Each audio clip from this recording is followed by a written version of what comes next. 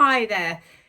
So I was looking around for something to talk about book-wise, and I discovered that today, January the 18th, is National Winnie the Pooh Day. Who knew? Apparently, it's a day every year to celebrate the birthday of A. Milne. Now, I'm hoping I'll get this video up before the end of the day, but if I don't, then it's a day late or whenever you happen to be watching it. It doesn't matter. It's always a good day to talk about Winnie the Pooh, and especially at the moment on this dark, cold January that we have here at the moment in the UK. Now, sadly, I do not have any of my childhood Winnie the Pooh books, and I did have all of them. I had the books and the poetry books, and I used to read them avidly. Why I still don't have them, I don't know.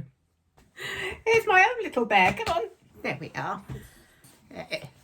That's my little bear, Tilly. She does look like a teddy bear at times. So I thought it would be a really lovely idea to talk about Winnie the Pooh, his origins, and my own thoughts about Winnie the Pooh.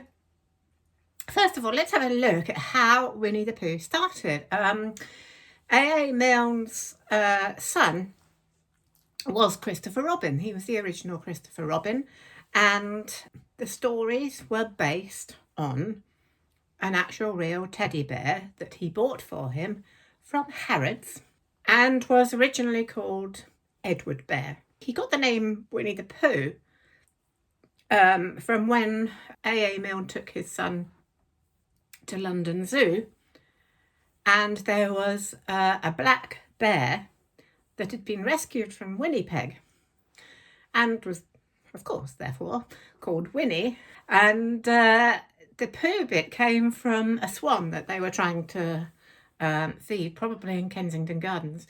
Christopher Robin just called him Pooh because he kept sort of moving away from them, so he said, oh, he's gone Pooh. And he took those names and called his bear Winnie the Pooh. And Milne decided to write a short story about this bear, which was commissioned by London's Evening News and printed on Christmas Eve. He put together a collection of stories that were then published as Winnie the Pooh in 1926, followed by The House at Pooh Corner, another collection, and then the two book of verses, When We Were Very Young and Now We Are Six. And I had all of those when I was little. I'm really, really sad that I don't have them anymore. What I do have, here's a novelty for you. I have Winnie the Pooh. It's Winnie the Pooh translated into Latin. Now, why do I have this? Well, I did Latin at school, and my father came across this book and thought it would be very amusing to buy it for me one Christmas. Apparently, this book was actually a bestseller, and it's the only translation into Latin that ever became a bestseller. Translated by Alexander Leonard. Yeah, what do you think of that? It's great. It has, I haven't actually read it all the way through in Latin. I have to admit, even though I did Latin at school and I've brushed up because of my genealogy work, I do try and brush up on my Latin. I'm still not very good at it. But it does have all the original illustrations by the wonderful E.H. Shepherd. I love those illustrations. And it begins, Ecce Edwardus Ursus Scalus Nunc Tump Tump Tump Occipite Gradus Pulsante Post Christophorum Robinum Descendens. Basically, if I remember rightly, that is, here comes Edward Bear down the stairs, thump thump thump, after Christopher Robin. Anyway, that's quite amusing. But I remember when I was little, one of my lasting memories of Winnie the Pooh is sitting in my parents' bed. I don't know why. Maybe I wasn't feeling very well at the time. I was always not feeling very well. Such a sensitive child. And my brother coming and sitting and reading Winnie the Pooh to me. And I remember it so well because he did all the voices. He made up all the voices. This is long before Disney. And he did them all really, really well. I remember being quite impressed. But I used to love them. I loved the humour. Just been looking at some of the quotes, and it's so difficult to find a favourite. But here's one for all YouTubers. When you are a bear of very little brain, you think of things. You find sometimes that a thing which seemed very thingish inside you is quite different when it gets out into the open and has other people looking at it. I like this. People say nothing is impossible, but I do nothing every day. And what about my favourite Pooh stories? Well, actually, even though I don't have the books anymore, I have recently been listening to Winnie the Pooh audiobooks. Sometimes I listen to audiobooks late at night because I find listening helps me to sleep at night, stops my brain from going all over the place, and helps me sleep. And one of the recent ones I listened to was Winnie the Pooh. So I've got some of the stories quite fresh in my mind.